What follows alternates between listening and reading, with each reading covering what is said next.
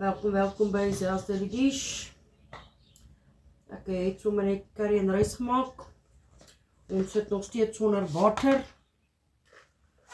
So ja.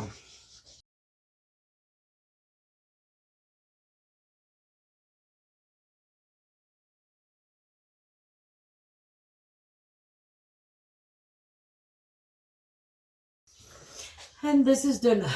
Mince en rys. Met 'n bietjie mieliekie mix veg. Dit is wat ons het. Ons is dankbaar. Ons sê vir die Here dankie vir elke bord kos wat ons het. En ons bid vir die mense wat nie het nie, dat hy hulle sal seën. Mag julle 'n beautiful dag hê. Be blessed. Laat weet my in die comments wat julle eet. Like, comment, follow, share. Gaan subscribe asseblief op my YouTube channel. My details is in my bio. Ek het die papiertjie kaartjie share op my story. As daar enigiemand is wat my kan help. Volgende week Woensdag moet ek in Potch wees. So, my details is in my bio of julle kan my DM. Mag julle 'n beautiful dag hê, vol blessings en mag julle julle week geniet. Bye.